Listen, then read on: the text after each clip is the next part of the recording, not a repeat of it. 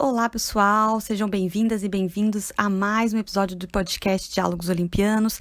Eu sou a Semiramis Corsi, professora de História Antiga do FSM, e o episódio de hoje é o terceiro episódio de uma série sobre o tema da magia na Antiguidade. E neste episódio, especificamente, eu vou tratar com vocês sobre o crime de magia, ou melhor, das práticas que nós podemos considerar com a denominação geral de magia e sua criminalização pelas leis romanas da República e do Principado, anteriores, portanto, à ascensão do cristianismo, né? Com a conversão dos imperadores romanos como cristãos, o que só vai acontecer aí no quarto século com o imperador Constantino. Então, nesse episódio de hoje, portanto, né, nós vamos tratar aí das leis que vão, das leis das 12 tábuas, né, que são leis aí do século V, antes da Era Comum, até as leis do período da dinastia dos Severos, aí de começo do terceiro século da Era Comum. É importante, então, a gente destacar também, né, como nós vamos ver, que em determinados momentos, o termo magia, né, em latim magia, não vai aparecer na lei propriamente. Né? Vão aparecer outros termos que a gente pode englobar como práticas de magia. Por conta disso, né? Antes da gente entrar no tema desse episódio, eu gostaria de pedir que vocês escutassem o episódio 36 do nosso podcast, onde eu faço um comentário geral sobre elementos das práticas e das representações da magia romana. Pensando aí, inclusive, o uso desse termo magia, né, magia em latim, e o uso de diversos outros termos em latim e em grego, né, usados no contexto do Império Romano para se referir aos praticantes do que a gente está chamando aqui como magia enquanto uma categoria heurística, ok? Portanto, quem ainda não ouviu o episódio 36 do Diálogos Olimpianos, seria interessante voltar e ouvi-lo antes de escutar esse episódio de hoje. Além disso, cumpre mencionar também que o conteúdo desse episódio de hoje é parte do texto Crime de Magia no Principado Romano, considerações sobre crenças, leis e acusações de práticas mágicas, de minha autoria, que é capítulo do livro Império Romano e sua Diversidade Religiosa, que foi publicado pela Edufs em 2019, sob a organização dos professores Gilvan Ventura da Silva e Érica Cristiane Moraes da Silva. Por fim, é importante que vocês saibam também que neste episódio eu vou tratar apenas das leis que criminalizaram os praticantes de ritos englobados aí como mágicos. Eu não vou tratar sobre as acusações aos praticantes de magia. Embora esse tema me seja muito caro, uma vez que nos meus estudos de mestrado eu analisei uma acusação específica, né, a acusação de crime magiae, né, crime de magia contra um escritor romano chamado Apuleio, e depois, no doutorado, eu acabei me deparando também com uma outra acusação de praticante de magia, chamada aqui, no caso, na fonte que eu trabalhei no doutorado, como goeteia, né, ou goécia, que é o termo em grego, né, e sua possível tradução, respectivamente. Agora, né, nesse segundo trabalho contra o Apolônio de Tiana, que foi um personagem aí cuja biografia, a vida de Apolônio de Tiana, escrita por Filóstrato nas primeiras décadas do terceiro século depois de Cristo, né, da Era Comum, foi o tema dos meus estudos aí no doutorado.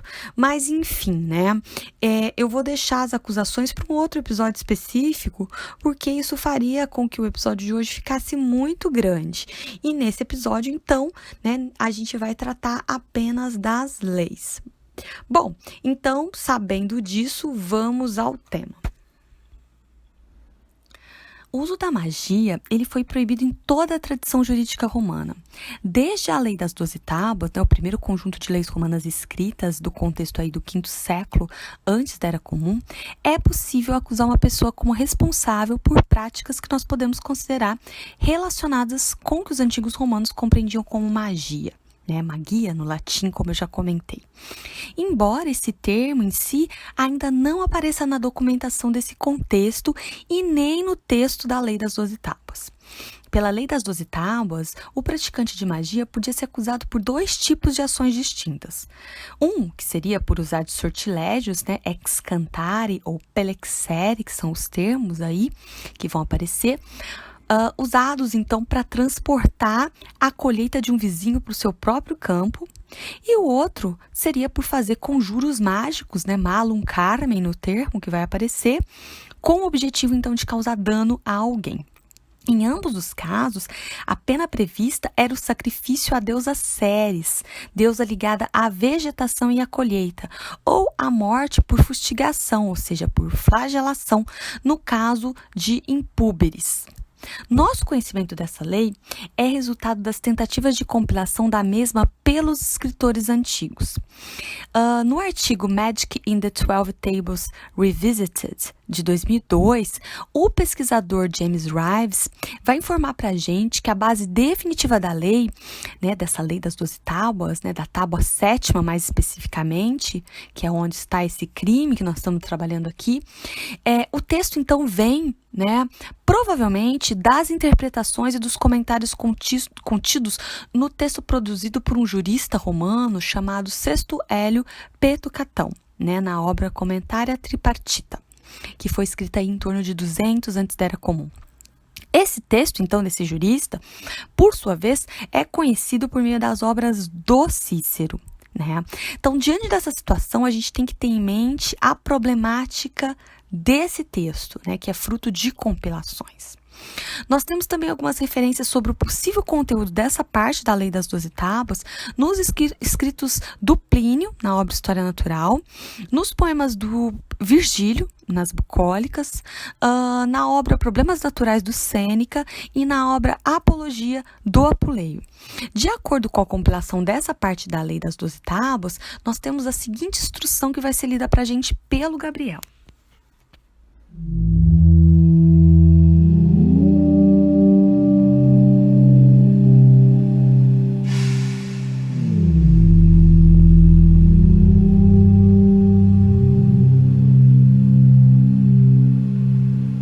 Aquele que fez encantamentos contra a colheita de outrem, ou a colheu furtivamente à noite antes de amadurecer, ou a cortou depois de madura, será sacrificado a Ceres.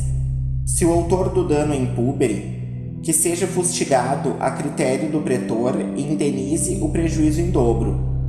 Se alguém matou um homem livre e empregou encantamentos, carmina, e veneno, venena, que seja sacrificado com o último suplício.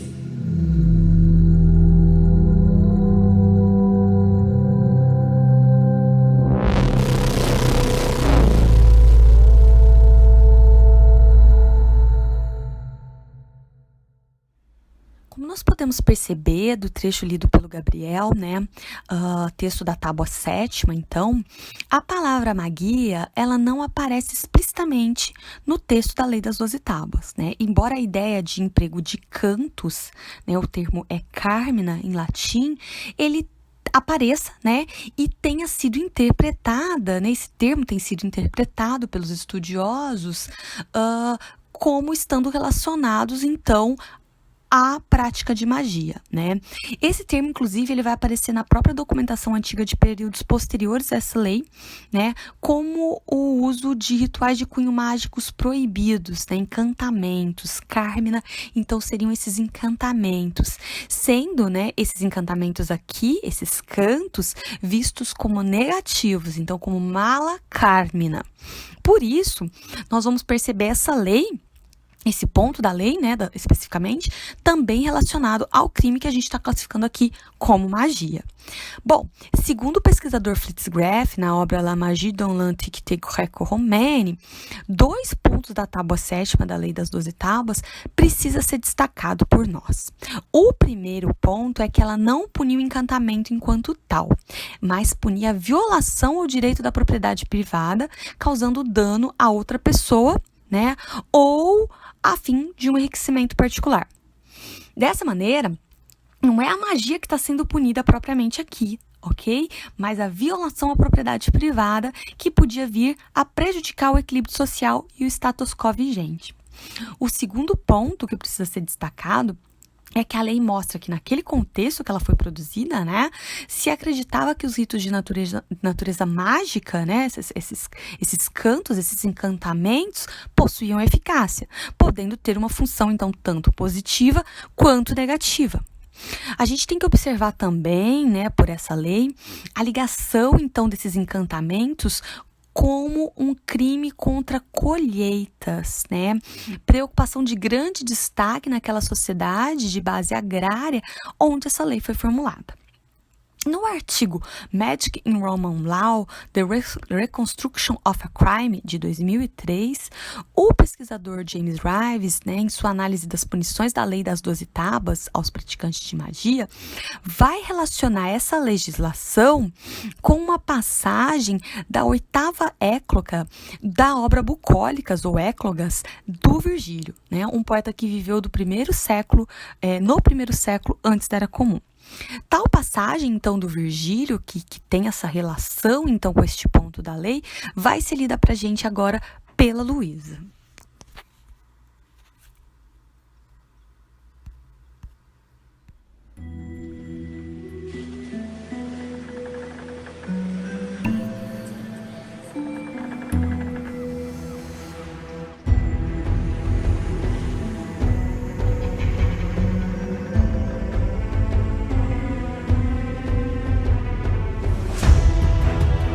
De venenosas ervas está cheio, eu te vi com elas.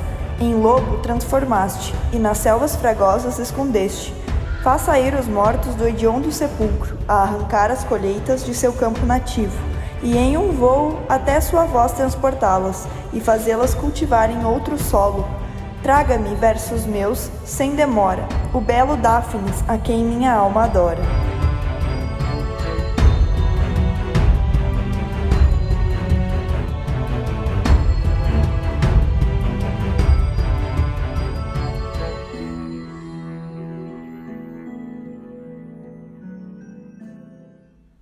Por esse trecho do poema que a Luísa leu pra gente, que vai do verso 95 ao verso 100, da 8ª écloga do Virgílio, nós vamos ver que o poeta, né, o Virgílio, ao representar uma magia amorosa, ele mostra o uso de ervas maléficas, erba iuenena, e reproduz o texto da Lei das 12 Tábuas, também para esse tipo de magia, né, para magia amorosa. Pois nesse poema, o ritual mágico, ele vai evocar a colheita de outra pessoa, tal como punia a lei. Como nós sabemos, os romanos, eles dividiam o direito entre público e privado conforme o sujeito que sofria a ação, o Estado ou os indivíduos. Dessa forma, de acordo com a Lei das 12 Tábuas, o crime de magia ele se enquadrava como infração no âmbito do direito privado. Ao longo do Império Romano, vai havendo uma tendência em converter os crimes da esfera privada em crimes da esfera pública, ou seja, contra o Estado, incluindo aí a magia. Embora já antes, né, durante a República, com a preocupação das ordens dirigentes em proibir as práticas religiosas que pudessem interferir na ordem pública, como os ritos báquicos e as práticas de magia consideradas maléficas, elas já vão passando a ter uma conotação cada vez mais política. No ano de 81, antes da Era Comum, foi instituída pelo cônsul Lúcio Cornélio Sila a Lex Cornélia de Sicaris et Venefix, ou, traduzindo para o português, Lei Cornélia de Assassinos e Envenenadores, que, a partir de então, vai pontuar as ações legais contra praticantes de magia. O James Rives, no entanto, ele acredita que essa lei não foi uma criação do Sila propriamente, mas uma reorganização simplificada de leis já existentes sobre questões de assassinatos. O Sila teria, então, na análise desse pesquisador, incluindo na lei a punição contra o uso de substâncias com o poder de afetar outra pessoa negativamente, o enena mala. No entanto, assim como a Lei das 12 Tábuas, a Lex Cornélia de Sicaris et Venefix não condenava a magia em si, mas os crimes contra a vida dos cidadãos, emparelhando assim a magia ao envenenamento. Nesse sentido, como a gente pode ver, essa lei punia os fabricantes de venenos. Inclusive, o termo Sica, que aparece na lei, né, Lex Cornélia de Sicaris et Venefix, que é o nome, né, dessa lei, esse termo, então, Sica, ele era usado para designar uma adaga ou uma espada. A punição pautada pela Lei Cornélia de assassinos e envenenadores recaía, portanto, sobre o crime executado com auxílio de instrumentos. No caso que nos interessa aqui, então, venenos, né? O problema se deu devido ao fato de o termo veneficium significar não somente a fabricação de drogas e venenos, mas também magias em geral. A Lei Cornélia especifica que existem poções que possuem propósitos diferentes, como o de curar. Para esses também é usado o termo venenum, sendo que a lei punia os administradores de venenum malum. Portanto, nós poderíamos ter o venena bona, né, que seriam medicamentos produzidos com funções terapêuticas, ou o venena mala, que seriam as preparações de filtros mágicos, usados então com intenções negativas. Conforme o texto das Instituta do jurista Marciano, a Lei Cornélia punia quem produzia, vendia e administrava venenos com a finalidade de matar outra pessoa. A penalidade prevista era a deportação para uma ilha ou o confisco de todos os bens do acusado. Cumpre destacar que essa lei não chegou para nós em sua forma original, mas através de compilações antigas. As evidências mostram que a Lex Cornélia de Sicaris et Venefixis tinha pelo menos 6 seções, mas nos chegaram apenas 3 por meio da compilação no digesto do Código de Justiniano, no livro 48, título 8. Entretanto, as 3 seções compiladas que chegaram da lei dão uma ideia geral do seu conteúdo. Bom, vamos ver o texto da própria lei em sua compilação no digesto, que vai ser lido agora para a gente pela Luísa.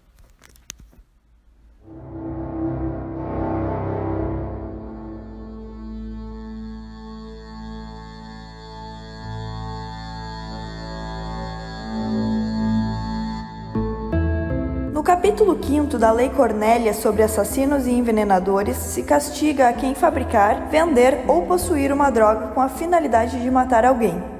A pena da mesma lei se aplica ao que vender ao público medicamentos nocivos ou possuir tais medicamentos com a finalidade de matar. Ao acrescentar o termo nocivo à palavra veneno ou droga, é mostrado que havia drogas que não eram consideradas nocivas.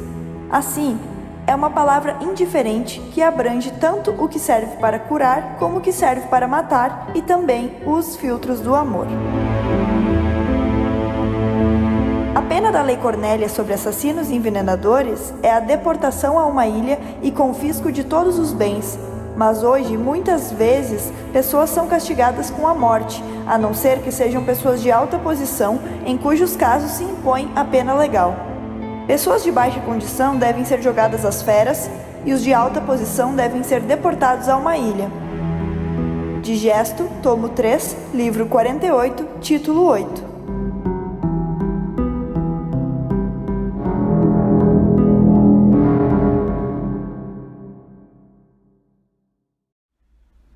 O estudioso Fitzgraff faz uma observação bem interessante sobre o contexto histórico em que foi promulgada a Lei Cornélia, um momento preciso da história de Roma, quando, devido às guerras civis entre Mário e Sila, fez-se necessário estabelecer punições maiores aos crimes contra a vida.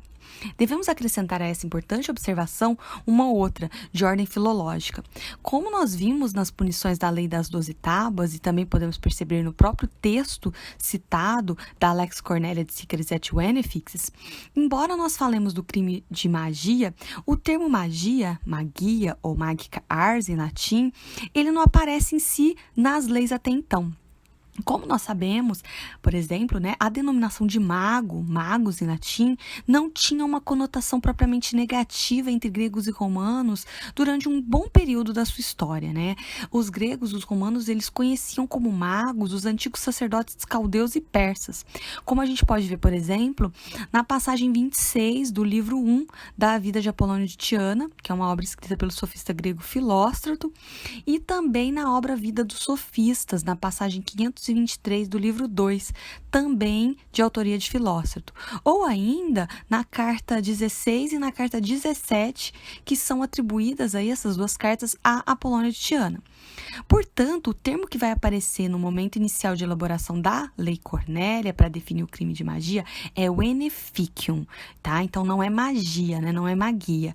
No entanto, nos escritos como os de Plínio o Velho, um escritor aí do 1º século da Era Comum, nós já vamos ver aparecer na literatura que chegou pra gente a ideia de Magica Ars associada a algo censurável e punível.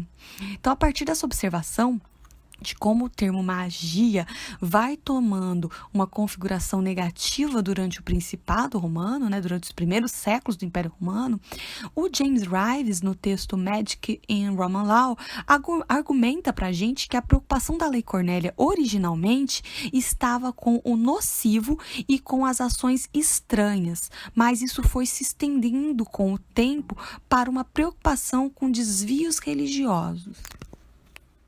A adivinhação não oficial também foi praticada no âmbito da magia, mesmo estas duas artes constituindo domínios diferentes. Sob o governo do imperador Augusto, que governou de 27 a.C. da Era Comum a 14 da Era Comum, e também do imperador Tibério, que governou de 14 a 17 da Era Comum, as infrações do tipo divinatório foram incorporadas ao crime de Veneficium. No ano 11 da Era Comum, Augusto baixou um édito que estabeleceu proibições de consultas divinatórias sobre a vida de uma pessoa e fixou normas de adivinhação a serem observadas em todo o território do Império Romano. A violação da lei implicava nas mesmas penalidades da Lex Cornelia de Secres et Venefixes. Segundo o historiador Pierre Grimal, o Edito de 11, como ficou mais tarde conhecido, passou a inquirir sobre os crimes de adivinhação durante o Império Romano. Ainda sob o governo de Augusto, Agripa, um homem de confiança do imperador, proibiu a permanência de praticantes de magia e adivinhos na cidade de Roma, o que reiterava a política de Augusto de tomar para si o controle das práticas de adivinhação oficiais, proibindo todas as demais que se encontravam espalhadas pelo Império. A partir desse momento, as leis que puniram praticantes de magia e adivinhações não oficiais durante o Principado ficaram então estabelecidas, ocorrendo apenas o agravamento das penalidades com o passar do tempo. No decurso do governo de Tibério, a situação se agravou, sendo que muitos astrólogos, os matemáticos, e pessoas consideradas praticantes de magia foram expulsos da Península Itálica e mesmo assassinados por decretos do Senado, o que nos é contado, por exemplo, por Tácito na passagem 32 do livro 2 dos Anais. As chamadas sentenças de Paulo, as Pauli Setentiae, atribuídas por alguns estudiosos a Paulo, um jurisconsulto contemporâneo da dinastia dos Severos, que governou Roma de 193 a 235, as artes mágicas e divinatórias vão atrair uma atenção especial, e até mesmo a posse de livros mágicos vai passar a ser proibida. Se essas sentenças forem mesmo uma releitura da Lex Cornelia de Secres et Venefixes, feita por Paulo, como alguns estudiosos aí atribuem, ela seria então do final do século II ou início do século III. No entanto, há discussões sobre uma atribuição equivocada dessas sentenças a esse jurista da época dos Severos chamado Paulo. No entanto, ao que parece, as passagens da legislação conhecidas como Sentenças de Paulo são de fato uma compilação de numerosas fontes antigas que tratavam sobre essa temática. Nós tivemos acesso ao texto em latim e em inglês no já citado artigo do James Rives de 2003. Vejamos o que diz essa sentença na leitura do Gabriel.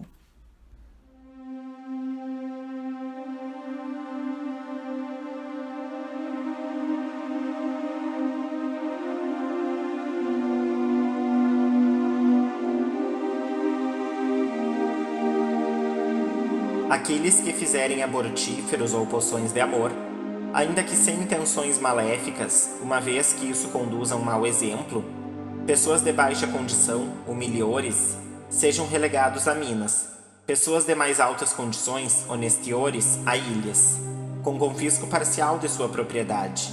Mas se como resultado uma mulher ou um homem morrer, a punição será pena capital. Aquele que na realização ou na preparação para a realização de um rito impiedoso noturno ordenar um encantamento, a petrificação ou a cegueira de alguém, deve ser crucificado ou jogado às feras. Aquele que sacrificar um homem ou obtiver presságios com seu sangue ou contaminar um santuário ou um templo, deve ser jogado às feras. Ou se for de mais alta condição, honestiores, deve ser punido com a pena de decapitação. Foi decidido que os familiarizados com a arte da magia, mágica e artes conscius, incorram em mais severa punição, ou seja, serão jogados às feras ou serão levados para a cruz. Magos, de fato, no entanto, devem ser jogados vivos no fogo.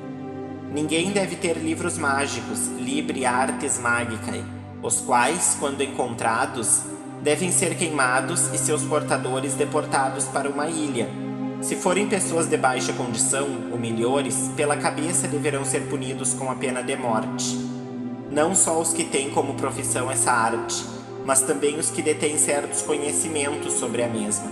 Se a pessoa morrer por causa de um medicamento, remedium, dado para um humano saudável ou em recuperação, se for uma pessoa de alta condição, o criminoso será deportado, relegados, para uma ilha. Se for de baixa condição, a pena será de morte. Sentenças de Paulo, versículos 23, 14 ao 19.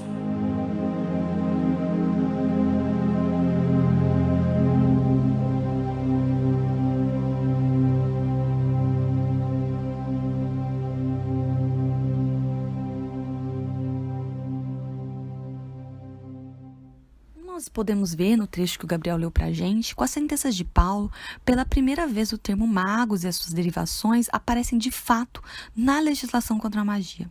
O James Rives propõe que essa mudança na terminologia pode ter sido causada pelas transformações do Império Romano com sua maior extensão e pela emergência de um novo discurso religioso com os vários cristianismos, e especialmente a partir do segundo século da Era Comum. O Rives acredita, porém, que os termos Magicae Artes e Magicae Libri são frutos das compilações das sentenças de Paulo só da época do imperador Diocleciano, que governou o Império Romano de 284 a 305.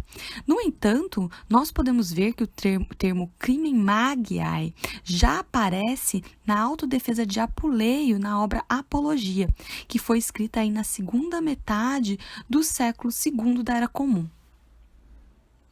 No texto Magic, Montanism, Perpetua and the Severan Persecution, de 1997, o pesquisador Andrzej Wypustek defende que no período em que as sentenças de Paulo foram promulgadas, o imperador Septímio Severo foi muito cruel com magos, astrólogos e profetas de sonhos. A partir de então, não apenas o conhecimento mágico, mas a demonstração pública dessa prática e o aconselhamento mágico passaram a ser punidos. O tipo de prática acusada como magia se estendeu, mas houve a exterminação de todos os envolvidos em magia. Circunstâncias adicionais eram requeridas para a perseguição de alguém considerado como praticante de magia. Ainda de acordo com esse pesquisador, em 193, o mesmo ano em que Septímio Severo se tornou imperador, foi encontrada por arqueólogos uma circular desse período, do período severiano, dirigida aos estrategos do Egito, condenando pessoas que tinham conhecimentos sobrenaturais. Tal circular foi emitida pelo governador romano da província do Egito. No mesmo ano, o imperador Septímio Severo visitou a região e ordenou que doutrinas de magia e astrologia fossem retiradas dos templos sagrados. No entanto, ao que os estudos apontam, será mesmo no governo de Diocleciano, no final do século III e início do século IV, que se dará uma maior penalização aos praticantes das chamadas artes mágicas. Em resumo, várias medidas legais foram adotadas da República até o século III do Império Romano, como a gente viu nesse episódio, a fim de incriminar praticantes de magia. Primeiramente, sem aparecer o termo magia, magica ars ou magia, explicitamente nas leis, mas já punindo práticas com conotações do que nós podemos incluir como magia. Ao que nós podemos perceber, durante o Principado, os primeiros séculos do Império Romano, houve uma relativa tolerância com a magia, agravando as penalidades somente no século III. Por vezes, alguns decretos e mesmo expulsões atingiam o praticante de magia e adivinhos, mas nunca de maneira permanente, apenas em situações que mostravam certa emergência e ameaçavam a estabilidade política, estando a repressão da magia ligada à própria crença no poder dos praticantes, que eram temidos aí pelos dirigentes do Império. Durante o governo do imperador Constâncio II, que governou do ano 337 ao ano 361, já sendo o cristianismo algo permitido e adotado pelo imperador, houve uma repressão extensiva às práticas de magia e aos feiticeiros e adivinhos de forma geral dentro do império. Bem, pessoal, com isso nós chegamos ao final de mais um episódio do podcast Diálogos Olimpianos. Espero que vocês tenham gostado desse episódio, que faz parte de uma série aí sobre magia na antiguidade. Então, convido vocês a ouvirem os outros episódios que nós produzimos sobre a temática. E eu agradeço a todas e todos que nos ouviram até aqui. Agradeço também ao doutorando Gabriel Freitas Reis e à mestranda Luísa Bato Rubim, que leram os trechos das fontes citadas no episódio. Agradeço muito também ao meu amigo Danilo Roxette pela edição desses trechos aí de áudio, né, desses trechos de fonte. E não deixem de seguir o grupo, né, o GEMAN, nas redes sociais, no Instagram, no Twitter, no Facebook. E sigam também o podcast, né, o Diálogos Olimpianos no Spotify e nos demais aplicativos e agregadores de podcast. E até o próximo episódio.